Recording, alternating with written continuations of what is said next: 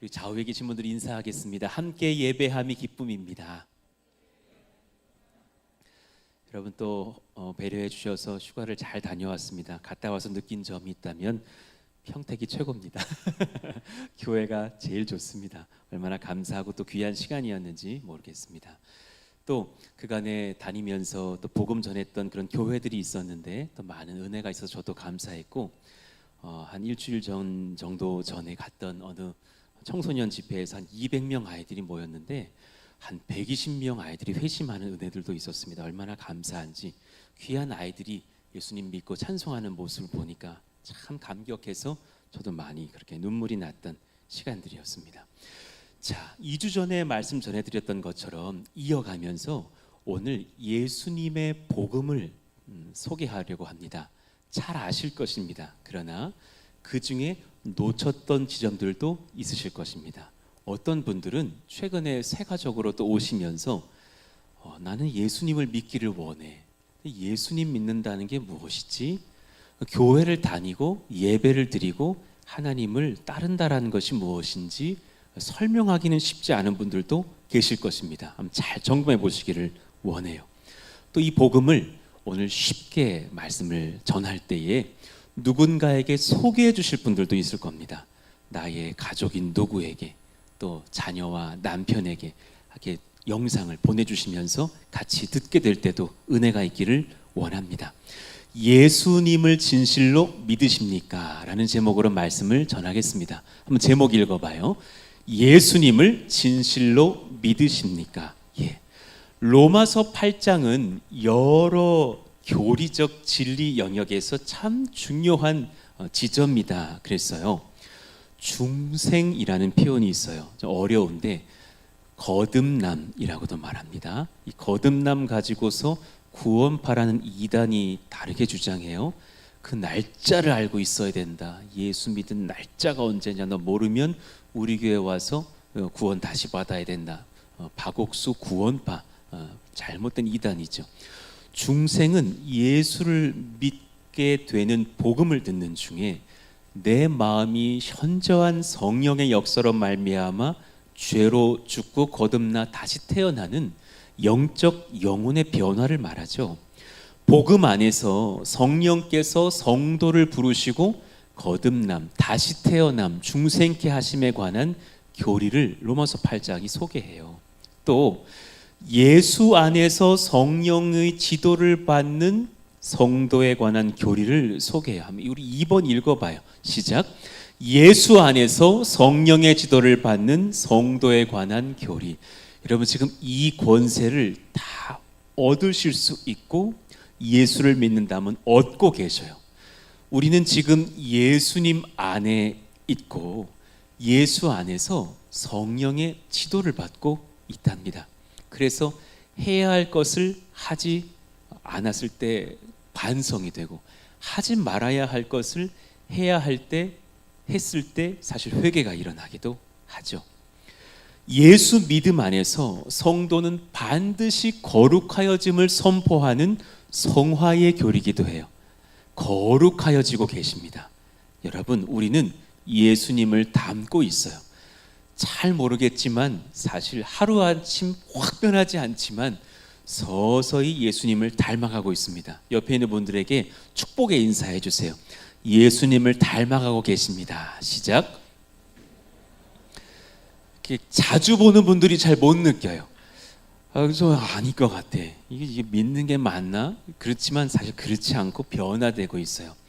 여러분 저는 느끼는 게 뭐냐면 저희 교회에서 한 해 한 해 지날 때마다 저와 여러분들이 변하고 있더군요. 그게 너무너무 감사해요. 성숙해가고 성장하고 있어요. 어떤 분이 질문했어요. 회개 기도를 매번 하게 되는 게 성화가 없는 게 아니냐고. 그냥 주일마다 누가 대표 기도하실 때면 내가 주님 지난주에 죄를 졌어요 이렇게 회개 기도를 하잖아요. 여러분 죄를 자각한다라는 것도 성화예요. 정말 사춘기 어떤 아이들 보면 꾸중을 했을 때 화를 버럭 내잖아요. 그게 왜 죄야? 이러면 답이 없잖아요. 말이 안 되잖아요. 그런데 성숙해지면 예수님을 닮으면 이건 그르고 이건 옳은 걸 알고 주님께 엎드리게 되죠.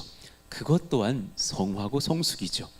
그런 기독교 교리의 종합 예술편인 이 8장 안에서 오늘 회심에 관한, 믿음에 관한 교리를 찾아서 한번 연구해 보자고 우리가 하는 거예요. 바른 회심. 자, 지난 2주 전의 설교가 혹 기억나십니까? 하나님 앞에서의 회개, 예수 그리스도를 믿음, 이 둘을 회심이라 한다 했어요. 읽어봐요. 시작. 하나님 앞에서의 회개와 예수 그리스도를 믿음. 회개 없이 믿을 수 없고 믿음 없이 회개할 수 없어요. 그렇다면 후회만 있겠죠. 굳이 다시 한번 풀어보자면 회심은 이런 거예요. 제가 한번 작성해 봤어요.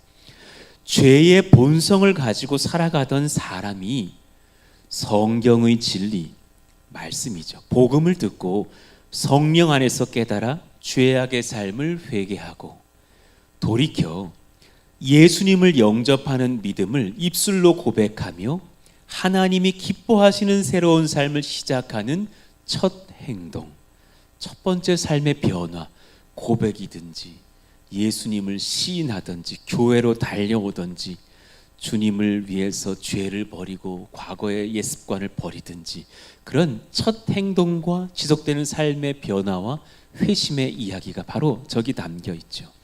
여러분 정말 회심한 백성인지 한번 잘 돌아보시면서 오늘 돌다리로 두들겨 보자라는 마음으로 한번 말씀을 받고 예수님을 바르게 영접하고 영접의 믿음을 확인하는 시간 갖기를 원해요. 회심을 할 때, 회개하고 믿게 될 때 이런 요소가 있을 수도 있고 없을 수도 있는데 꼭 있으면 좋겠다라고 여기는 어떤 요소들이 있어요. 소개해 볼게요. 필수적인 요소가 아닌 것들이에요. 이건 있을 수 있고 없을 수 있어요. 예, 프로포즈를 하는 남편들이에요. 예전에 아내에게 프로포즈 할 때 남편들이 다 기대하는 게 뭐예요? 막 놀라가지고 자매가 막 울고 막 오빠밖에 없어요. 이거 원하잖아요. 근데 그런 반응이 없을 때 저희 처도 그런 반응이 없었거든요. 결혼하려 그랬어요 그러더라고. 그럴 거면 너무 잘 준비했다. 이런 생각이 드는 거죠. 그런 일이 있을 수도 있고 그런 반응이 없을 수도 있는 거예요. 예를 들어서 갑작스럽게 일어나는 사건, 특별한 사건 있을 수도 있고 없을 수도 있어요. 어떤 분은 예수를 딱 믿었더니 뭐가 잘 해결되지 않는 그 문제가 딱 해결됐다. 막 이런 간증 들어본 적이 있어요. 아주 특별한 사건, 극적인 경험, 우리의 흥미를 끄는 요소.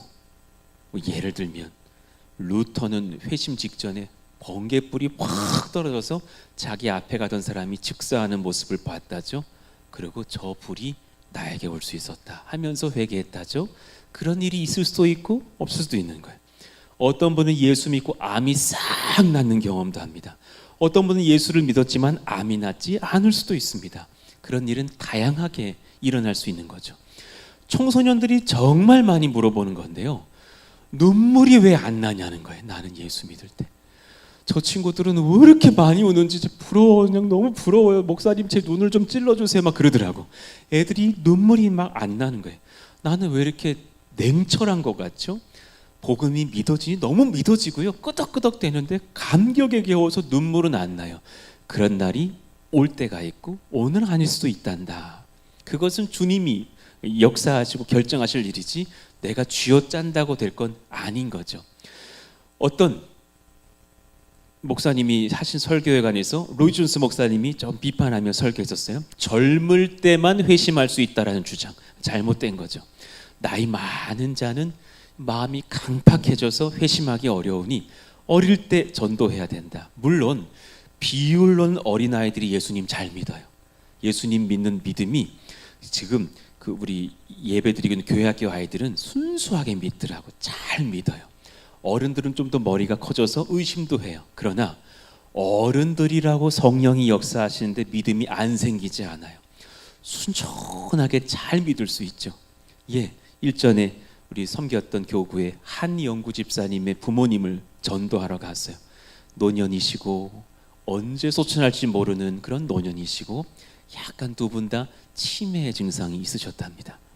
그래서 임원상 장로님을 모시고 가운을 아예 들고 가고 세례기를 그날 들고 갔다니까요. 오늘 그냥 끝을 내고 옵시다. 그런 마음으로 갔더니 세상에 그날 온전하셔요. 너무너무 잘 이해하시고 받아들이시고 아멘 하시고 찬송하시고 두 분이 아름답게 예수님을 영접하시는 날이 되어서 정말 사도행전의 어떤 빌립의 고백처럼 더 늦출 것이 무엇이냐, 세례를 베풀고 우리 그 당시에 교회에 정식 세례교인으로 삼고 왔답니다.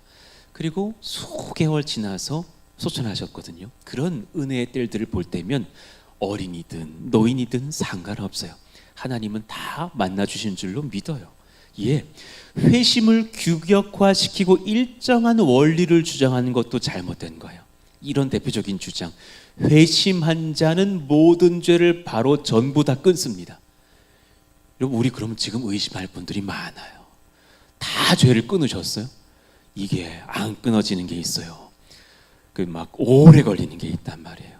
그럼 막 그냥 아내가 그냥 등을 막 때리면서 옆집 남편은 술 담배 싹 끊었다는데 당신은 그냥 아직 사단 마귀의 노예구만, 이러면 그냥 마음이 어려운 거예요. 아직 부족할 수 있어요. 또 누가 유혹할 때 아직 연약해서, 믿음이 연약해서 약 좀 마시려고 따라갈 수도 있어요. 그러나 예수 믿은 믿음이 분명하다면 서서히 바뀐단 말입니다. 모두가 방언받아야 된다, 다 그런 건 아니에요. 모든 사람이 같은 은사를 받지 않아요. 모두가 목사가 아니고, 모두가 방언자가 아니고, 모두가 특별한 믿음이 있지 않아요. 어떤 분에게는 믿음을, 예수 믿는 믿음은 다 주시지만 특별한 믿음을 주실 때가 있어요. 저도 그 믿음을 지난 5년간 받았던 것 같아요. 개척을 하는데 너무 신나, 안 두려워. 이야, 건축을 하는데 돈이 없는데 너무 기대돼. 표정이 이해할 수 없는 표정들이시지만 그 아시는 그 믿음을 주시더라고요. 그때는 걱정이 없어요.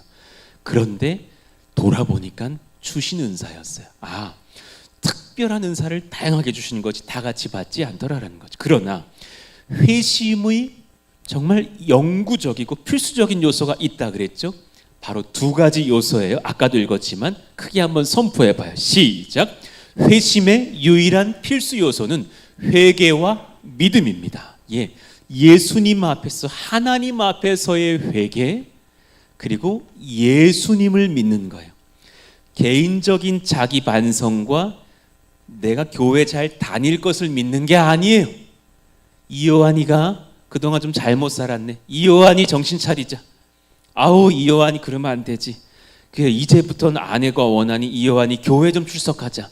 그건 나를 믿은 거예요. 잘못됐어. 그게 아니라 하나님, 당신 앞에서 제가 지금까지 저를 위해서만 살았네요. 저의 이 이기적인 자의 이 마음, 제가 주인 되었던 것을 온전히 회개합니다. 그리고 정말 생각나는 많은 죄악들을 고백하기도 해요. 나는 아내 모르게 외도도 했었습니다. 난 거짓말이 많은 자입니다. 나는 이렇게 부정했습니다. 나를 용서해 주십시오. 그리고 정말 예수님을 잘 믿겠다라는 고백을 터치는 거죠. 사도행전 20장 21절. 자, 정리가 돼 있죠? 크게 선포해 봐요. 시작. 유대인과 헬라인들에게 하나님께 대한 회개와 우리 주 예수 그리스도께 대한 믿음을 증언한 것이라. 예, 그렇습니다.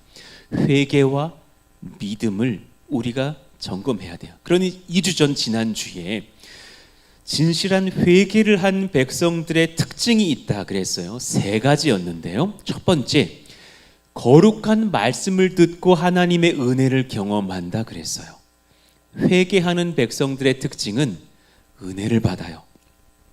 은혜를 받는데요, 하나님 말씀 듣고 받아요. 지금 여러분 부족한 제가 여러분 앞에 서 있어요. 여러분보다 제가 단연컨대 제가 부족해요. 그렇게 막 머리도 좋은 사람이 아니고 흠이 많거든요. 참 연약해요. 암기력도 되게 안 좋고, 여러분 지금 이해 못 하시겠는데 제 어렸을 때 말을 못 해가지고 더듬었던 사람이에요. 덜덜덜덜 떨었어요. 그래서 막 걱정이 되고 그랬답니다. 그랬던 제가 성령 받고 많이 하나님께서 바꾸셔서 지금 여기 서 있는 거예요. 근데 저를 가리시고 지금 성령께서 예수님의 성경의 말씀을 들려주시는 줄로 믿습니다. 이때 여러분 은혜를 받는답니다. 그래서 회개가 일어나요. 여러분 회개를 하는 것은 수련의 분위기 잡는다고 회개가 되는 게 아니에요. 그 중학교 때 기억나시죠? 수학여행 가면 어머니를 생각해 보십시오 막 이러면서 막 울리잖아요. 막 왜 이렇게 그 캠프파이어 하면서 왜 이렇게 울었던지 학교에서. 그런 게 아니라라는 거예요. 하나님의 말씀을 받으면서 내 마음이 은혜가 임하고 회개도 결단도 일어나죠. 그러니까 여러분, 제가 헌금 설교를 할 때 마음으로 꼭 기도하는 게 있어요. 헌금을 강요하는 설교를 한 적이 없어요. 헌금 설교할 때 은혜 받으면 헌금하게 돼 있어요. 은혜를 받으면 돼요. 강요할 필요도 없고 강요한 적도 없어요. 헌금을 왜 해야 되는지 성경적으로만 말씀드릴 뿐이지. 그런데 은혜 받으면 그때부터 기쁨이 막 된답니다. 그간의 나의 삶이 육신의 일들 뿐이었음을 자각하는 거예요. 불륜을 저지른 남편도 신호는 지킨다 그랬어요. 불륜을 저지른 남편도 길 가다 누가 담배꽁초를 휙 버리면 저거 저러면 안 되는데 그런다 그랬어요. 근데 자기가 불륜 저지르고 있는 건 마누라가 모르는데 죄인 줄 몰라. 사람이 그런 거예요. 죄는 어떤 행동 하나도 포함되지만 그 마음 전체를 포함하고 있는 거예요. 사회법은 행동만 체크하게 돼 있고 증거를 잡아야 돼요. 그래서 증거가 없으면 죄를 물을 수 없죠. 그러나 하나님은 우리 마음을 보신다 그랬어요. 마음 중심에 내 마음에 내가 주인이니 그것이 죄인 거예요. 우리는 지금까지 열심히 40년, 50년, 60년, 70여 년을 살았어요. 예. 그런데 성령이 지금 물으시는 거예요. 누구를 위해 살았니? 답해 보세요. 여기 지금 뜨끔뜨끔하신 분들이 있어요. 저요. 저를 위해 살았어요. 주님은 옆에다가 천국 가는 방편으로 하나 모셔놓고 제가 저를 위해서 최선 다해 살았고 내일도 그럴 것입니다 하는 분들, 오늘 진짜 회심하시기를 바라요. 우리는 사나 죽으나 주를 위해 살고 주를 위해 죽어요. 여러분 믿으시면 아멘. 그런 믿음이 우리 가운데 생겨나요. 누군가 선물해 주셔요. 성령님이셔요. 그 믿음은 내가 길러내는 게 아닙니다. 오늘 한번 머리 한번 탁 때리면서 각성하자 그런다고 되는 게 아니라 성령이 선물해 주신다라는 거예요. 후회를 남기지 않은 회개 이후 삶의 변화를 일으킵니다. 정말 죄를 멀리해요.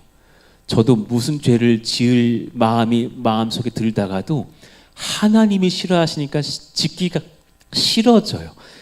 아유, 내가 예수 믿는 자가 왜 이렇게 살아야 돼? 안 그렇게 살아도 되지. 기독교인은 희한하게도요, 절제하면서 희락을 얻습니다. 부부관계의 핵심은 더 잘하는 남편 되기 이전에 아내가 될 걸 절제할 때 아내가 존중받는 거잖아요. 그렇잖아요. 10년 잘하다가 11년 차에 아내 그냥 막 구타하면 어떻게 되는 거예요? 의미가 없잖아요. 아내가 조금 언짢게 나에게 화를 좀 낸다 해도 그때 알겠어요 여보, 내가 잘할게, 당신도 마음 풀어요, 이렇게 말할 수 있는 절제가 사랑인 것처럼 진짜 예수를 믿은 사람은 죄를 지르다가 안 짓게 돼요. 주님, 제가 예수 믿기 전에는 이게 좋았는데 이제 안 할게요. 그 이기풍 선교사님, 제주도 선교 이기풍 선교사님 건달 중에 건달이었대잖아요. 그 사람 때리고 그냥 돈 뺏는 게 일이었다죠. 근데 옛날에 자기가 괴롭혔던 자가 예수 믿고 나서 자기를 얼마나 와서 괴롭혔는지 얼굴이 다 그냥 피가 질질 나도록 터져서 그냥 막 피해를 입었대요. 그분한테 그랬다죠. 예수 믿고 만나는 곳에 당신 감사하십시오. 난 당신에게 오늘 이렇게 두들겨 맞았지만 용서를 선포하고 내가 과거에 잘못했던 것에 대한 용서를 당신에게 구합니다. 나를 바꾸신 분이 계시니 예수님이신데 당신 믿으시기를 바랍니다 했다죠. 그분은 완전히 바뀐 거죠. 삶의 변화가 있죠. 그러기 위해서 누구를 만나야 되는가? 오늘 말씀의 핵심입니다. 2대지로 가죠. 나의 믿음의 대상을 점검해야 합니다. 한번 읽어봐요. 시작. 나의 믿음의 대상을 점검해야 합니다. 나는 진정 누구를 믿고 따르고 의지하는가? 성령께서 물으실 때 점검하시고 오늘 말씀에 은혜 받으시기를 바랍니다. 은혜 받으면 됩니다. 복음은 선물입니다. 할렐루야. 더 잘 살아라. 지금 제가 혼내고 있는 시간이 아닙니다. 그러려면 저부터 많이 혼나야겠죠. 그게 아니라 복음은 선물입니다. 할렐루야. 은혜 가운데 예수님을 받아들이시면 그것으로 모든 것이 이루어집니다. 믿음은 희한하게도요, 누구나 가능한 자연적인 것이 아니에요. 다시 한번 따라해봐요. 믿음은 자연적인 것이 아니다. 지금 여러분 중에는 나 그냥 믿어졌는데, 그냥 믿어진 게 아니에요. 사람이 예수를 믿는다라는 믿음은 자연적으로 믿어질 수가 없는 영역이에요. 그러니 누구를 향해서 절대로 여러분, 소위 좀 셋말로 닥달하시면 안 돼. 너 왜 안 믿어? 진짜 너가 지금 인생 들 살았구나, 호락호락 살아가지고 모르는구나, 고생해봐야 예수를 믿지, 그런 게 아니라라는 거예요. 예수님은 안 믿어질 땐 안 믿어져. 그게 너무나 당연한 거예요. 그런데 성령이 임하시면 그가 말씀을 듣는 줄 깨닫게 되는 줄로 믿습니다. 그러니까 여러분, 수학적 확률을 믿는 믿음하고는 달라요. 여러분, 우리가 기차를 타고 부산역을 끊고서 기차를 여기 어디서 지지에서 탔어요. 그러면 2시간, 3시간, 4시간 뒤에 어디 도착할까요? 부산 도착하겠죠. 그래서 탔죠. 그 정도의 믿음은 수학적 믿음이라 그래요. 어떤 아이가 3일 뒤에 시험인 걸 알고 공부를 하더만, 제 고등학교 때 진짜 공부 안 하던 아이가 오늘 시험이라고 당일날은 공부를 하더라고요. 우리가 모두 놀라서, 너 왜 공부해? 나 이제 공부 좀 하려고 했는데, 공부를 하는데 보니까 어제 봤던 과목을 폈더라고. 책 뭘 어제 봤는지 몰라. 얘가 너무. 그렇지만 그 아이도 믿음은 있는 거죠. 1시간 뒤에 시험 시작이다, 30분 뒤에 시험 시작이다. 그 정도의 믿음이라고 하는 게 아니에요. 그건 수학적 확률로서 아는, 준비하는 그런 믿음이죠. 이성적 믿음이고 준비죠, 대비죠. 그러나 예수님을 믿는 믿음은 바랄 수 없는 중에 바라게 됩니다. 할렐루야. 볼 수 없는 중에 봅니다. 할렐루야. 기독교인은 실제를 믿거든요. 여러분, 지금 잠깐 믿지 않는 사람처럼 생각해 보십시오. 우리는 하나님의 말씀으로 천지를 만드셨다는 것을 믿고 있습니다.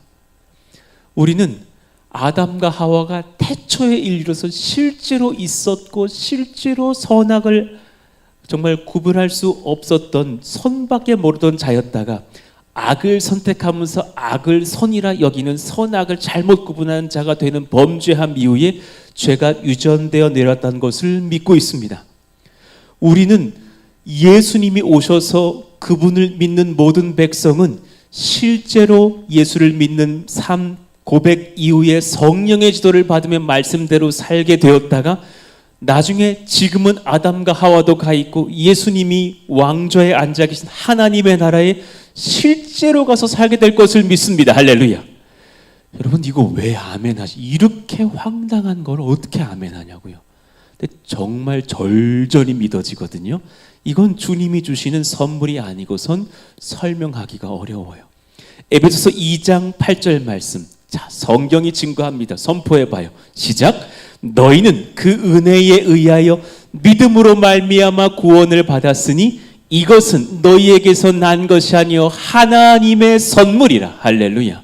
저기 문장을 성경적 문법적으로 연구해 보면 이것은 구원이 아니라 믿음을 의미하고 있거든요. 이 믿음이라는 것은 너희들에게서 스스로 길러 올려낸 것이 아니라 하나님이 주신 기적 같은 선물이라. 이런 믿음이라는 것을 볼 때요, 내가 믿는 믿음의 강도가 중요한 게 아니에요. 세게 믿고 이러면 믿어지고 막 그냥 막 기도가 응답되고, 덜 믿으면 그게 아니에요. 믿음의 대상이 중요해요. 여러분, 지금 눈을 들어서 한 분을 내가 믿는다고 할 때 그분의 얼굴을 떨려보셔. 예수님이 떠오르시면 아멘. 제대로 믿으시는 분이 맞아요. 그 믿음의 대상이 중요하고, 그분의 권세, 그분의 사랑의 무한하심, 그분의 능력의 탁월하심, 하나님 나라의 흠 없으심, 그 내용이 중요한 거예요.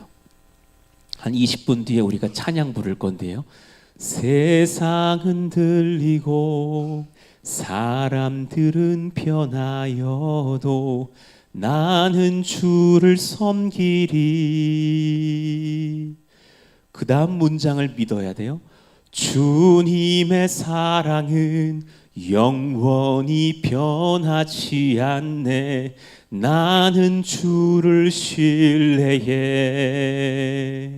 우리 문제는 수요일쯤 되면 내가 믿음이 좀 흔들린 것 같아. 내가 주일에 막 예배드릴 때 감격만큼 주님을 지금 못 섬기고 있는 것 같아. 지금 내가 주님을 믿는다면서도 여전히 내가 주인 된 것 같은 목요일 밤이 있단 말이에요. 그런데 우리는 그 목요일 밤에 내 감정을 믿는 게 아니라 변함이 없으신 예수님의 사랑과 그분의 권세를 믿습니다. 아멘. 그 믿음. 후렴 한번 같이 고백해봐요. 오직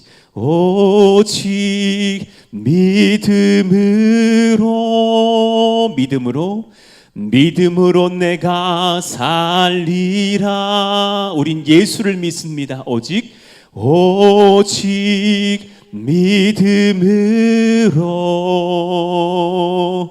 믿음으로 내가 살리라. 예수님 잘 믿으시기를 원합니다.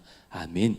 점검해봐요. 아주 기초적인 것들을 지금 다 헤집고 있습니다. 믿음의 대상, 난 누구를 믿어야 되는가? 잘 들으셔야 돼요. 기성의 성도님들도 이런 걸 믿는 분들이 있어요. 카톨릭스러운 거예요. 나는 주 앞에서 선하다는 나에 대한 어떠함을 믿는 분들이 있어요. 카톨릭은 우리가 예수 믿는다고 해서 바로 천국 못 간다고 막 가르쳐요. 연옥을 간대요. 그러다가 여러분들의 후손들이 선행하면 여러분들이 빨리 천국으로 이동이 된대요. 성인, 세인트를 받아야 천국에 간대요. 지금 졸다가 깨셔가지고 이거 아멘 하시면 안 돼요. 잘못 들으시면 안 됩니다. 그래서 마더 테레사 수녀가 죽었을 때 세인트 호칭을 못 받았어요. 바로 천국 못 갔습니다. 그분 못 갔으면 우리도 갈 일이 없어. 카톨릭으로 치면은요. 어려워요. 그런데 그런 선행 때문에 가는 게 아니에요.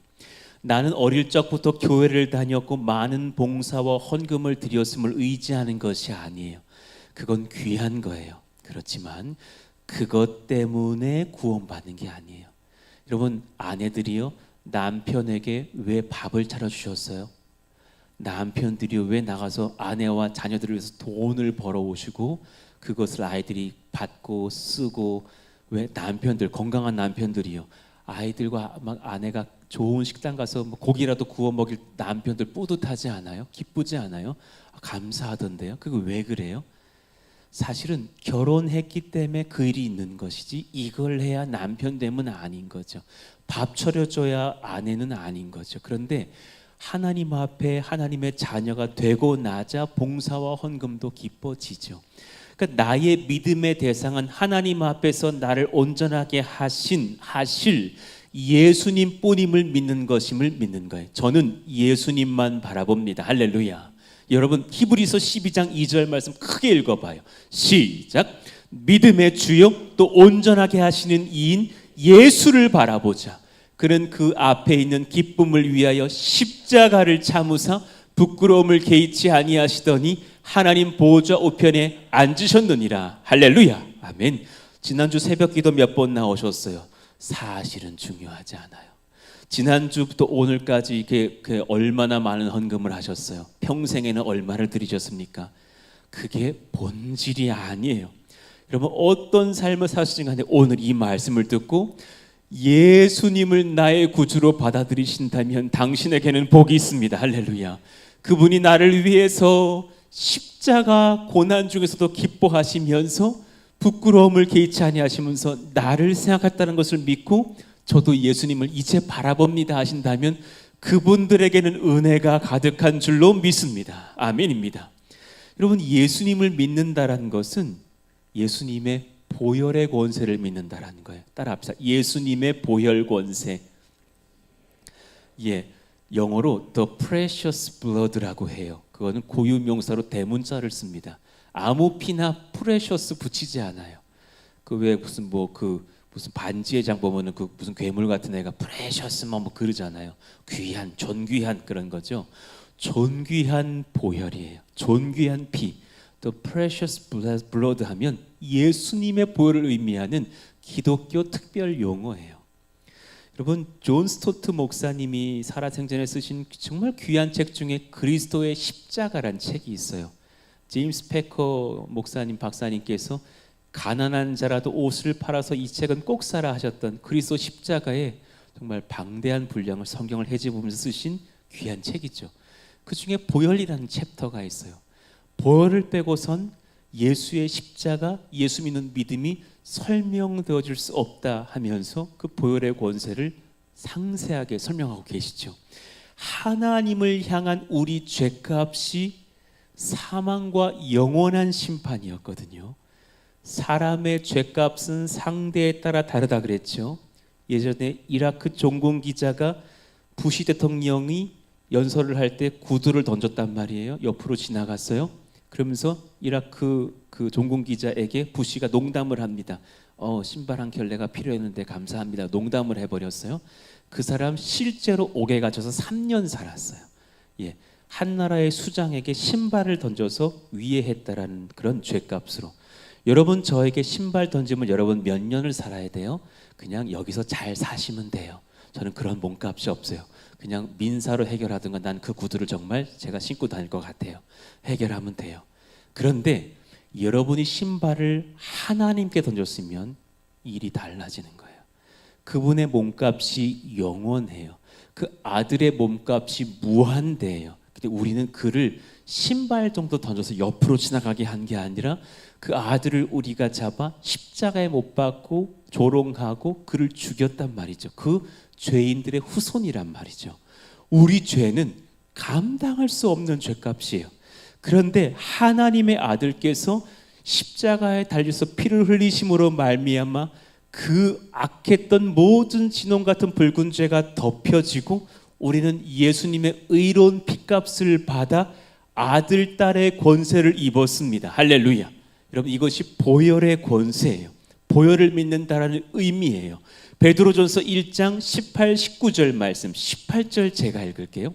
너희가 알거니와 이 믿음 잘못된 믿음이 너희 조상이 물려준 헛된 행실에서 대속함을 받은 것은 은이나 금같이 없어질 것으로 된 것이 아니요 조상들의 전통 잘 지킨다고 되는 게 아니고 돈 많이 낸다고 되는 게 아니라 19절 말씀 시작. 오직 흠없고 점없는 어린 양 같은 그리스도의 보배로운 피로 된 것이니라. 할렐루야. 이 보혈 앞에서 우리는 모든 죄가 사함 받습니다. 할렐루야. 예수님의 의로운 권세를 얻습니다. 할렐루야. 대단합니다. 천국 어떻게 들어가? 예수님 값을 받아야 들어가요. 서울법대 내년에 수능 봐서 우리 한번 다 입학해 봅시다. 어렵죠. 이과생들은 서울대 의대 한번 가봅시다. 별것 없어요. 수능 다 맞으시면 돼요. 이런 거 어려운 얘기죠. 그런데 예수님의 나라로 들어갈 땐 흠이 하나도 없어야 돼요. 평생 살며 흠이 하나도 없는 사람은 아무도 없어요. 어떻게 거기를 들어가요? 혹자 중에 머리 좋은 사람은 서울대 좀 들어가겠지만 하버드 들어가겠지만 그 천재들도 천국은 자기 능력으로 못 들어간단 말입니다. 예수 보혈의 권세가 내게 덮여지면 우리는 천국 백성이 됩니다. 할렐루야. 놀라운 은혜죠. 자, 그러니 이제 심화반으로 갑니다. 믿음은 어떻게 생겨나는가? 믿음은 어떻게 생겨나는가? 아주 단순해요. 하나님의 말씀을 듣고 생겨납니다. 똑같아요. 읽어봐요. 시작. 믿음은 하나님의 말씀을 듣고 생겨납니다. 지금 믿음을 선물로 말씀을 통해 주고 계신 성령님을 의지합니다. 여러분은 믿음을 받고 계십니다. 하나님이 주십니다. 내 남편이 믿음이 언제 생길고 너무 염려하지 마십시오. 그런 가정이 있다면 하나님이 쑥 넣어주십니다. 나중에 걱정하셔야 될 겁니다. 너무 남편이 헌신하자 그래가지고 그땐 또 이렇게 기도하실 거냐고요. 이 정도를 바랬던 건 아니에요. 이러실 거냐고요. 제대로 믿는 거죠. 예, 누굽니까? 저기 베이직 교회 조정민 목사님 그 간증 들어보셨죠? 사모님 평생 소원이 뭐였어요? 예수 좀 우리 남편 믿게 해달라고, 예수 좀 믿게 해달라고. 그러다가 정신 차려보니까 자기 남편이 목사님인데 있어. 제대로 믿으셔가지고 그냥 제대로 회심하셔서 그 목사님이 정치부 기자까지 했던 그분이 정말 기독교인이 너무 싫었대요. 그런데 막 성령 만나고 나니까 믿음이 생겨서 하루 종일 기도만 하고 싶더래요. 막 기도처를 찾아다니시면서 기도하면서 부름받고 목회자가 되셔서 믿지 않는 자들에게 얼마나 복음을 잘 전하십니까? 조정민 목사님, 귀한 설교자. 하나님은 바꾸실 수 있는 분이신 줄로 믿습니다. 주의 말씀을 듣고 우리는 바뀌어요. 로마서 10장 17절 선포합시다. 시작. 그러므로 믿음은 들음에서 나며 들음은 그리스도의 말씀으로 말미암았느니라. 할렐루야. 이 말씀을 영상으로도 보게 될 형제 자매들이요, 지금 이요한의 말이 아니라 주의 말씀인 것을 믿으시고 그 안에 성령께서 믿음 주신다는 것을 받으시며 예수 잘 믿으시기를 축원합니다. 믿음은 무엇으로 구성되어 있는가? 어려운 이야기예요. 믿음 한 번도 생각해 보지 못하셨을 거예요. 믿음은 구성 요소가 있어요. 이런 것들이 있어 믿음이라 불러요. 첫 번째 따라해 봅시다. 어려운 표현이지만 신념. 시작. 확신과 동의. 쉽게 말하면 먼저는 마음의 전적인 동의가 일어나요. 마음의 동의가 일어나요. 예. 누군가에게 소개를 받았을 때, 소개로 배우자를 만났다. 중매, 소개. 뭐 몇 분 계셔요. 예. 딱 저기 뒤에 우리 엄연영 우리 피택 장로님 처음 소개받았을 때 딱 마음이 이제 들던가요? 우리 신난이 권사님이 뭔가 영혼이 없다라는 생각이 지금 좀 드는데, 지금 뭔가 이렇게 생존을 위한 대답이라는 생각이 좀 드는데, 저분이 저렇게 열정 없는 분이 아닌데, 네, 일단 목사님 살아야겠습니다. 네, 이런 느낌인 것 같지만 물론 예, 아멘으로 받습니다. 예, 신념, 마음의 동의가 일어나야 되죠. 그 사람이 참 좋은 거야. 너무 좋은 거야. 왜 이런 대화를 들은 적이 있어요. 어떤 부모님이 저에게 오셔가지고 자기 딸이 어떤 형제를 좋아하는데 이게 좀 아닌 거야. 근데 어머니가 저한테 상담을 하시면서 뭐라 그러시냐면, 근데 목사님 제가 상담은 받으러 왔는데요, 어려울 것 같아요. 이미 제 딸이 마음이 글로 갔어요. 그럼 끝난 거라. 그 뭔 말인지 아시는 분이 있을 거예요. 얘랑 결혼할 고생할 게 보여. 엄마 입장에서 직장도 변변치 못하고 막 그래, 애가 좀 게으르고, 근데 이미 마음이 갔어. 그러면 사실 어렵죠. 성령이 우리 가운데 허락하시면 예수님을 향한 마음의 신념이 생겨버려요. 로마서 4장 21절 말씀에 대한 확신이 들어와요. 약속하신 것을 또한 능히 이루실 줄을 확신하였으니, 마음이 하나님과 예수님과 그분의 말씀과 그분의 나라에 전적으로 끄덕끄덕이 되는 거예요. 갈라디아서 5장 10절 나는 너희가 아무 다른 마음을 품지 아니할 줄을 주 안에서 확신하노라. 그렇구나. 그러나 너희를 요동하게 하는 자는 누구든지 심판을 받으리라. 마음 흔들려는 악한 자들은 벌을 받을 거야. 먼저 마음에 확신이 들어가죠. 그걸 신념이라 그래요. 마음의 전적인 동의예요. 마음의 사랑이에요. 그리고 나서 변화가 일어나죠. 두 번째, 나 자신을 예수님께 내어드리는 신뢰예요. 읽어봐요. 시작. 나 자신을 예수님께 내어드리는 신뢰. 예. 그 다음에는 신뢰가 있죠. 마음의 확신만으로는 부족하죠. 저 자매가 내 아내감으로 괜찮네. 거기서 끝나는 남자들이 어디 있어요? 구애를 하고 그냥 막 프로포즈하고 꽃을 선물하고, 그러면 또 막 자매들은 뭐 이런 걸 사와요 그러면서 또 받으면서 또 날짜 기록해놓고 막 이러면서, 사실은 삶의 헌신들이 막 일어나는 신뢰가 일어나죠. 삶의 동의, 삶으로 믿음을 보여주는 삶이 드러나죠. 주님을 위해 살고 주를 바라보며 주를 위해 죽기도 결단하는 마음이요. 그러니까 고백합시다.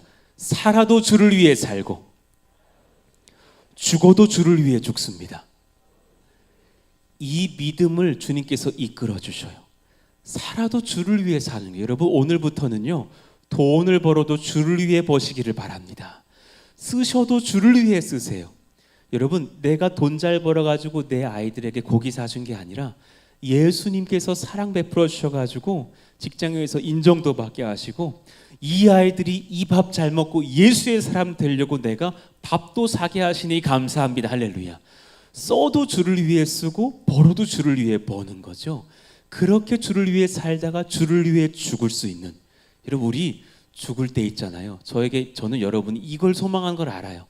걱정 없이, 고통 없이 잠을 자다가 가족들이 모두 보는 앞에서 안녕 이렇게 죽기를 바라시죠.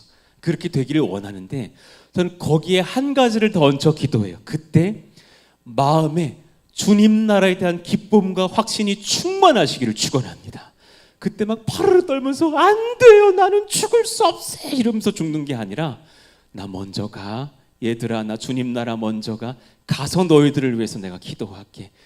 또한 예수 믿고 살다가 함께 나중에 또 만나자, 그런 믿음의 선포가 있으시기를 예수 이름으로 축원합니다. 그것이 바로 삶으로 일어나는 신뢰인 거죠. 한 가지가 더 있어요. 자, 믿음은 헌신의 요소를 포함합니다. 읽어봐요. 시작. 믿음은 헌신의 요소를 포함합니다.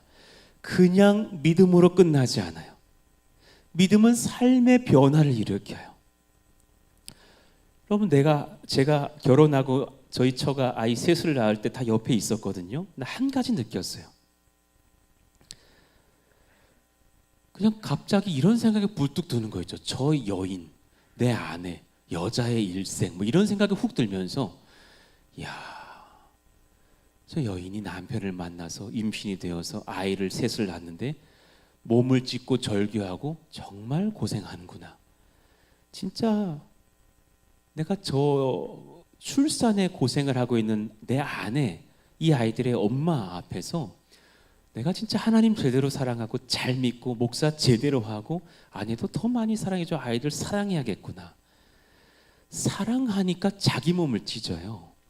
사랑하니까 자기를 죽이기까지 엄마들은 엄마가 돼요. 그렇잖아요. 사랑하면 그냥 머리로 동의하는 게 아니에요. 아빠들은 좀 그래, 내가 봤을 땐 그래, 나 자려 그러는데요, 꼭 저녁 시간에 잠들어 있던 은성이가 와가지고 밤에 배고파요 그러더라고. 근데 얘가 아직 답을 잘 몰라가지고 아빠 배고파요 그래. 그럼 어떻게 해줘? 나는 그래 배가 고프구나. 그래서 기도 한번 해줍니다. 일단 나도 자야겠거든요. 그리고 내가 밥을 할 줄 몰라요. 내가 할 수 있는 밥은 계란에 밥 비벼주는 것밖에 없거든요. 그래서 이제 기도해주고 나면 엄마가 일어나죠. 밥을 해주죠. 얘 굶말 없어요. 아이가 배고프다 그러면 자다가 얻어 벌떡 일어나서 아이 밥 해주고 뭐 먹을래? 어떤 거 먹고 싶니? 밤에 뭐 툭툭툭툭 해주고 다시 엄마들은 들어와 자더라고요. 야, 참 사랑하면 헌신하게 되는 거예요. 우리가 마찬가지죠. 주를 만나고 나면 주를 위해서 무언가를 해드리고 싶어요. 참 귀한 것을 드리고 싶어요. 헌신의 다른 말은 이것이에요. 한번 고백해봐요. 내가 귀히 여기는 것을 드리고 싶다. 참 그런 거예요. 참 그런 거예요. 우리 종현 성도님, 지금 우리 강아지를 그렇게 운영하고 있는데 우리 평택의 강아지를 계속 오고 있습니까? 제가 기도하고 있습니다. 평택의 모든 조용한 강아지들은 전부 그 가게로 오게 해달라고. 시끄러운 강아지들은 산속으로 들어가고 조용한 강아지들은 고양이처럼 얌전한 아이들은 오게 해달라고 기도하고 있거든요. 잘 될 거예요. 그럼 그 돈은 사실은 아내 통장으로 보통 갑니다. 그리고 아내가 쓸 때 아까워요, 안 아까워요? 1도 고민이 없어. 안 아깝다 그래요. 지금 진실 자매가 새로운 걸 깨달아서 아 그렇구나. 안 아까워요. 남편이 열심히 돈 모아서 아내가 써도 안 아까워요. 저는요, 아내가 뭐를 이렇게 아끼고 고민하다가 뭘 하나 살 때 되게 기뻐요. 아, 내가 아내를 위해서 뭐 봉사한 것 같기도 해. 기뻐. 마찬가지죠. 귀한 것을 주님께 드릴 때 하나님 앞에 우리 기쁨이 큰 줄로 믿으시기를 축원합니다. 그게 참 여러 분야가 있다는 것을 아셔야 돼요. 제일 근본은 주일 성수예요. 우리는 오늘부터, 우리 이전부터도 주일이 시간 여기 와서 예배하는 게 아깝지가 않아요. 아깝게 오시면 손 한번 들어봐요. 정말 막 진짜 내가 오늘 헌신해 가지고 왔다. 안 계실 거라고 전 봐요. 아니면 못 들었더라도 오늘 예배 이후로는 안 아까워지는 줄로 믿습니다. 예, 지금 보니까 제가 연구를 해봤거든요. 일찍 주차하시는 분들 차가 늦게 빠지는 경우가 많아. 그렇잖아요. 8시 전에 오시는 분들이 보통 차가 4시쯤에 빠지던데 그분이 막 그래요. 단단하게 섬기고 막. 여러분들 차도 지금 바로 예배 뒤에 빠지는 분들도 있겠지만 또 안 빠져. 4시, 5시쯤에 섬기다 가시는 분도 있을 거예요. 그런 분들이 조사를 해봤더니 모두가 아쉬워하면서 집을 가. 이상하게 5시에 집에 가면서 다음 주에 만나요. 그리고 2층에서 20분 얘기를 해. 그리고 1층 가서 15분 또 얘기를 해. 주차장에서 15분 얘기를 더 해. 그럴 거면 그냥 앉아서 얘기를 하시죠. 제가 그러면 아니요 가려고요 이러면서 또 가는데 모두가 기뻐하면서 드리고 가요. 왜냐하면 주님이 나의 전부가 되셨기 때문인 줄로 믿습니다. 주일 성수가 그래요. 저는 가끔 헌금 설교를 해요. 헌금은 주님께서 우리에게 주신 선한 사랑의 축복이고 명령이에요. 그런데 저는 되게 평안하게 여러분 헌금은 강요하지 않아요. 은혜 받으시면 드리게 돼 있어요. 오늘 못 드려도 돼요. 예, 한 달 뒤에 은혜 받고 드릴 수도 있답니다. 은혜 받으시면 돼요. 은혜 받으면 드리고 싶어지는 거예요. 진짜 순종해야 될 헌신은 뭐냐면 염려에 대한 내려놓음이에요. 따라합시다. 염려는 내려놓자. 두려움을 내려놓자. 근심을 내려놓자. 여러분 이것도 헌신입니다. 내려놓으셔야 돼요. 근심한다고 안 돼요. 예. 은서가 얼마 전에 제 머리 옆으로 이렇게 만지더니 아빠 흰머리가 많아지셨어요 그러더라고. 그래서 그랬냐? 그러면서 애가 툭 뭐라 그러냐면 걱정 같은 거 좀 그만하세요. 뭐 하나님 말씀처럼 들리는 거 있죠. 애가 인생을 꿰뚫었어. 걱정을 좀 그만하세요. 참 우리가 걱정 내려놓기 쉽지 않아요. 그런데 내려놓으시고 맡겨드리고 평안 누리시기를 예수 이름으로 축원합니다. 그것 또한 믿음인 거죠. 아브라함이 믿음이 장성했을 때 하나님은 오히려 그에게 아들을 요구하시기도 했어요. 기가 막힌 일이죠. 히브리서 11장 17절 아브라함은 시험을 받을 때 믿음으로 이삭을 드렸으니 있을 수 없는 요청이 있었죠. 사랑하는 독자를 100세에 낳는데 그를 나에게 바쳐서 칼을 가슴에 찌르고 불을 지펴서 번제로 드리라는 말도 안 되는 명령. 혹여나 이것을 순종하게 되더라도 다시금 부활시키실 거라는 믿음 가지고 그는 믿음으로 이삭을 드렸다 그랬어요. 사랑하면 드리게 돼요. 여러분 그 믿음으로 장성하여 나아가시기를 예수 이름으로 축원합니다. 그러니까 우리 믿음은 역사적 믿음이 아니에요. 그런 표현이 있어요. 역사적 믿음. 역사적으로 그러했지 정도 믿는 동이 있잖아요. 어릴 때부터 모태신앙인 분들이 잘못되면 이런 믿음이 될 수 있거든요. 늘 성경 배웠어. 늘 예수 들었어. 어린 시절부터 교회 학교 다니고 기독교 고등학교 중등학교 졸업했어. 그래서 기독교는 받아들이는데 헌신은 하나도 없는 경우, 삶을 드리는 예배가 없는 경우 한번 돌아보셔야 돼. 내가 진짜 믿음이 있는가? 결혼식을 하고서 남편이 여보 밥을 좀 차려줘요. 배고파요. 그랬더니 아내가 만약에 같이 살아주는 것만으로도 고마운 줄 아세요? 그건 좀 결혼이 이상한 거 아니에요? 아내가 남편이 일을 하러 나가질 않아. 여보 쌀이 떨어졌는데 나가서 좀 직장에서 일을 좀 하고 오셨으면 좋겠어요. 옆에 있어주는 것만으로도 고마운 줄 아시오. 이러면 남편이 건강한 남편이 아닌 거죠. 교회 출석만으로 만족하세요가 아닌 거죠. 삶을 들여 주를 전하기도 하고 주를 위해 헌신하기도 하는 거죠. 교회학교 수련회를 갔더니 초등부 수련회를 갔더니 애들이 40명인데 어른이 40명이에요. 어른이 얼마나 많은지 너무나 힘을 다해 섬기시고 계신데 얼마나 감사한지. 한 아이들을 위해서 한 마을이 돌아가고 있는 것 같은 모습을 봤어요. 예수를 사랑하기 때문이죠. 말씀을 정리해 볼까요? 예수님을 향한 바른 신앙 고백이 일어나기를 원합니다. 우리 한 3대지 읽어봐요. 예수님을 향한 바른 신앙 고백이 일어납니다. 시작. 그것은 어려운 말로 영접이라 그래요. 예수님을 나의 구주로 믿고 영접합니다. 따라합시다. 영접. 영접이 한자로 이해하시면 편해요. 맞이할 영자, 사귈 접, 접붙일 접자예요. 여러분, 성경에 부부에 관해서 말씀하실 때 이제 둘이 아니요 한 몸이라고, 둘이 한 몸이 될지니, 그것은 성경적으로 영적으로 들어지만 성관계의 의미도 있는 거예요. 딱 유일하게 두 남녀가 하나 될 수 있는 허락된 관계가 부부죠. 예, 그와 내가 접붙임되는 그런 시간이죠. 사랑의 교제죠. 영접도 마찬가지예요. 내가 주님을 나의 신랑으로 맞이해요. 그리고 그와 연결되어져요. 그러기를 고백하고 선포하는 거예요. 영접한 백성들의 특징이 뭐냐면 이제부터 한 가지를 기뻐하는데, 그건 뭐냐면 순종이에요. 따라합시다. 순종. 예수님을 잘 믿는 백성들은 희한하게도 순종할 수 있는 지혜가 부어지고, 순종하기를 기뻐하고, 순종을 못하면 괴롭고, 다시 회개하고 순종할 때 감사를 느낀다 합니다. 따라합시다. 순종은 능력입니다. 다시 한번요. 순종은 권세입니다. 여러분, 이 순종을 내 인생 전체에 걸쳐서 주님께 나를 맡기는 거예요. 예.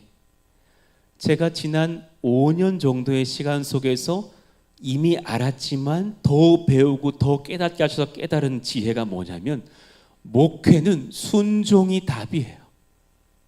아주 저는 절실히 깨달아요. 하나님 원하시는 대로 하면 돼요. 여쭤보면 돼요. 그분 알려주셔요. 여러분, 지금 여러 근심과 고민과 욕망과 얘기 막 뒤섞여있을 때, 오늘 예배 드리시고 나서 예수 믿는 영접한 사람의 권세인 순종의 권세로 나아가시기를 축원합니다. 물어보시고 기다리셔요. 초조하지 말고 기다리셔요. 주님은 반드시 한 길로 말씀하시고 답 주시는 분인 줄로 믿습니다. 얼마나 감사한지. 지난주에 왜 최용천 목사님 오셔서 설교하시고, 저는 온리교회에 가서 설교를 하는데 그거 어쩔 수가 없디야. 가는데 마음은 여기 있어. 그래서 이제 왜 저희 그쪽 예배는 11시쯤이더라고요. 그래서 아침 그 예배 영상을 틀어놓고 보면서 온 가족이 찬송도 부르고 아멘 아멘 하면서 그 다산 땅으로 가고 있는 거예요. 근데 이제 왜 최영찬 목사님 말씀 중에 그 마지막 즈음에 그 왜 건강이 안 좋으셨던 집사님, 배윤수 집사님 말씀을 하시더라고요. 그냥 조만한 키이신 분이 암에 걸리셔가지고 20몇 킬로로 오늘 내일 하고 계시는데 살아나시기를 기도한다. 근데 제가 그 말씀 받고 가는데 하나님 마음이 제게 임하는 것 같았어요. 내가 데려갈 것을 선포해 주어라. 내가 그를 거두어갈 것 또한 하나님 앞에 복인 것을 선포해 주어라. 제가 옆에 앉아있던 저희 처에게 오늘 내가 반대로 설교해야 될 것 같은데 중얼중얼 했다니까요. 그 마음을 확신 있게 주시더라고요. 갔더니 그 배은수 집사님 아들이 중3이에요. 이름이 또 제가 뭉클해. 아들 이름이 배요한이야. 아이고, 그 요한이가 중3인데 그날 드럼을 쳐. 아버지가 살아계시면 영상 예배라도 보라고 그날 처음으로 드럼 배워서 처음으로 그 대예배 드럼 주자로 쓴 날이야. 그 아이가 드럼을 쳐서 앉아있고 눈물 섞인 표정으로 그 말씀을 받고 있더라고요. 근데 그 설교 말미에 제가 이렇게 선포해드렸어요. 여러분, 진짜 예수를 믿는다라는 것은 예수님께 순종한다라는 것이다. 한 가지에 아멘 하셔야 된다. 그분이 하시는 모든 것은 선하시다. 여러분 믿으시면 아멘. 하나님은 낳게도 하시고 태어나게도 하시고 병을 치료할 수도 있지만 때로는 데려가실 수도 있는 분이세요. 그분이 하시는 모든 행사가 선하십니다. 할렐루야. 이걸 받아들이는 것이 예수 믿는 믿음이요 순종의 믿음이라고. 배은수 집사님 사랑하시고 저도 낫기를 원하지만은 걷어가실 수도 있다라는 영적 사인을 하나님 주신 제가 말씀을 전합니다. 걷어가실 수 있습니다. 저는 먼저는 우리 요한 형제와 가족들에게 그리고 여기 모인 72여 성도들에게 선포합니다. 같이 하나님께서 그를 걷어가실지라도 할렐루야 감사로 찬양하며 오히려 가족들을 잘 위로하겠습니다 라는 감사의 아멘이 있으시기를 원합니다. 했더니 온 성도들이 아멘 하시더라고요. 요한 형제도 끄덕끄덕 하더라고요. 그리고 나서 정말 이번 주에 돌아가셨고 장례를 치렀답니다.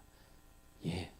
그리고 최영철 목사님 얼마 전에 쇼츠를 남겨주셨는데 제가 3부 때는 좀 틀어드리려고 하는데 자기도 처음 경험하셨다라는 거예요. 임종 예배는 처음이었다라는 거예요. 막 70이던 혈압이 50, 30, 40이 되고 그러다가 제로가 되면서 띡 소리가 나면서 아버지 돌아가시는데 벤수 집사님이 찬송을 외치시면서 하나님을 감사합니다. 하나님께 제가 갑니다. 온 가족이 경배하면서 그렇게 장례를 시작하게 되었다라는 그런 고백들. 하나님의 모든 것이 선하십니다. 예수 믿는 믿음 안에서 영접하는 믿음 안에서 아멘 하시기를 축원합니다. 그래 오늘 여러분 우리의 권세는 순종입니다.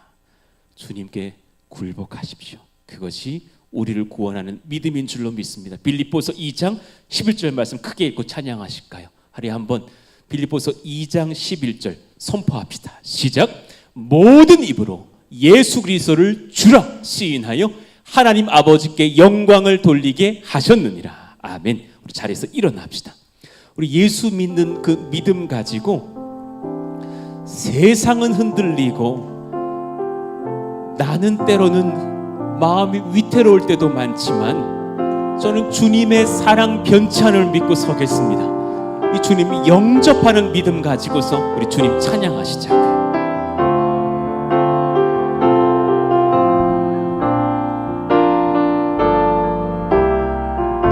큰 소리로 고백해봐요. 세상 흔들리고 사람들은 변하여도 나는 주를 섬기리. 주님의 사랑은 영원히 변하지 않네. 나는 주를 신뢰해. 믿음 흔들리고 세상 사람들 주를 떠나도 나는 주를 섬기리. 저는 주님의 나라를 믿습니다. 주님의 나라는 영원히 쇠하지 않네. 나는 주를 신뢰해. 고백합시다. 오직 믿음으로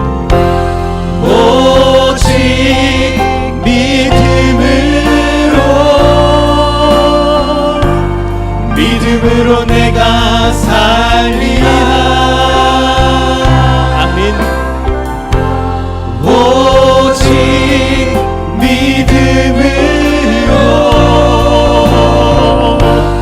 믿음으로 내가 살리라. 오직 의인은 믿음으로 오직 의인은 믿음으로 말미암아 삽니다. 그것으로 충분합니다. 예수님을 영접합니다.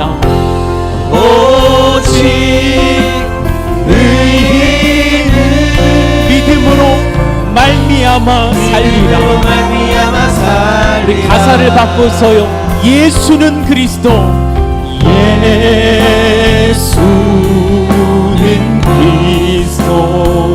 예수는 주. 저는 우리 예수님을 나의 구주, 나의 하나님으로 믿습니다. 하나님의 영으로 경배 드리리. 한 번 다시 고백해봐요. 예수는 그리스도, 예수는 그리스도, 예수는 주. 하나님의 영으로 주님 앞에 순종하며 경배 드리기를 원합니다. 우리 목소리 높여서 한 티 높여 찬양할까요? 예수는 그리스도십니다. 예수는 그리스도,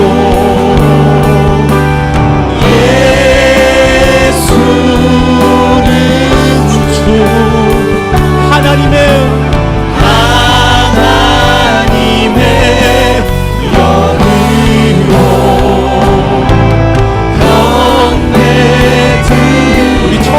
고백해 볼까요? 지존하신 주님, 지존하신 주님 이름 앞에 마음으로 모두 무릎 꿇읍시다. 저는 주를 경배합니다. 예수님은 거룩하셔요. 거룩하신 주님 보좌 앞에 엎드려 절하세요. 한 번 다시 불러봐요. 지존하신 이름 예수 그리스도, 지존하신 주님 이름 앞에 모두 무릎 꿇고 주를 경배하길 원해요.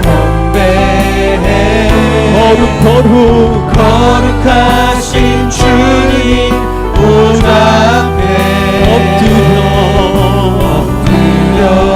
여러분, 이 고백을 하면 구원이 임한답니다. 예수는 그리스도. 예수는 그리스도,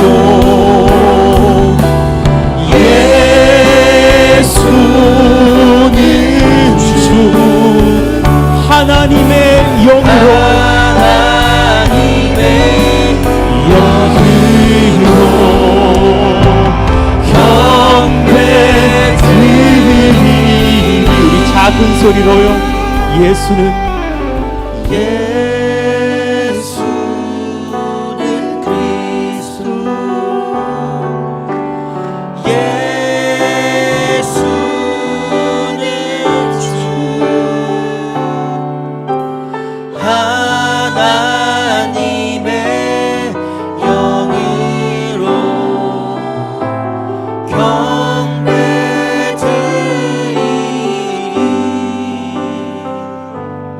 고백하며 기도할까요? 여러분, 지난 주의 말씀도 금주의 말씀을 연결하여서 여러분, 내가 지금 주님 앞에 회개해야 될 죄들은 없었는지, 여전히 내가 나의 주인으로 살지는 않았었는지를 돌아보시기를 원합니다. 아마 예수를 믿는다 할지라도 그 마음에서 자유할 분이 없을 것으로 압니다.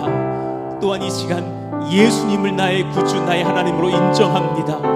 제가 예수님께 순종하게 서기를 원합니다. 참 평생의 예배자로 서겠습니다. 하나님, 저는 그렇게 나의 삶의 예배자로 드리며 예수님을 선택합니다 라는 고백으로 나아가기를 원합니다. 여러분들의 신앙을 고백하십시오. 여러분의 배우자에게 사랑을 고백할 때 그가 기뻐하는 것처럼 하나님께서 그 신앙 고백을 기뻐하시는 줄로 압니다. 예수님이 즐거워하시는 줄로 압니다. 구원이 임하는 줄로 압니다. 우리 같이 한번 주여 부르짖고 기도합니다. 주여. 하나님 감사해요. 내가 우리 가운데 부어지기를 원합니다. 성령님 역사해 주세요. 내 마음 가운데에 회개와 영접과 의심의 역사가 일어나기를 원하오니 성령이 기름 부어주시고 주님 말씀하시기를 원합니다. 내가 너희에게 알리노니 하나님의 영으로 말하는 자는 누구든지 예수를 저주할 자라 하지 아니하고 성령으로 아니하고 누구든지 예수를 주시라 할 수 없느니라. 신앙 고백은 성령께서 허락하시는 그리스도를 향한 영접의 고백인 줄로 압니다. 이 고백 속에서 우리가 삶을 하나님 앞에 예수님께서 드려 모든 삶과 입으로 주를 주로 시인하는 역사이기를 원하오니 역사하여 주십시오. 한 번 더 기도할까요? 여러분, 예수를 영접한 사람의 유일한 참된 권세가 있는데 순종의 권세입니다. 세상 사람은 순종할 줄 모르죠. 오히려 말씀을 비웃고 조롱한다 말합니다. 그런데 예수 믿는 자는 순종이 곧 능력인 것을 압니다. 순종이 곧 상인 것을 압니다. 하나님, 나의 삶의 전부를 주님 앞에 맡겨드리고 제가 주님이 행하시는 모든 것은 선하시다 고백하겠습니다. 하나님을 인정합니다. 예수님을 인정합니다. 주님께 복종하고 순복합니다. 우리 같이 그 고백을 들으시면서 여러분의 그간의 염려들을 주님 앞에 띄워놓는 기도로 나아가시기를 원합니다. 주여 부르짖고 고백합니다. 주여. 아버지, 이런 신앙의 순복 우리 가운데 있기를 원합니다. 것들은 행하지 않겠습니다. 내 아버지가 오래 사시기를 바랬지만 거둬가실 때도 감사하고 오히려 죽은 자를 살리심도 감사하며 하나님, 내가 원치 않았지만 새 생명을 임신하게 된 것 또한 감사하며 누구든지 사람 앞에서 나를 시인하면 나도 하늘에 계신 내 아버지 앞에서 그를 시인할 것이라 예수님 말씀하셨사오니 제가 주님을 영접하고 주님께 순종하며 주님 앞으로 나아가오니 성령이 없으면 모시고 인도해 주옵소서. 하나님, 그 역사가 우리 가운데 날마다 있기를 원하오니 성령을 거두지 마시며 아브라함처럼 하나님 순종하며 믿음으로 하나님을 따라가는 삶의 예배자들 되기를 원하오니 역사하여 주시옵소서.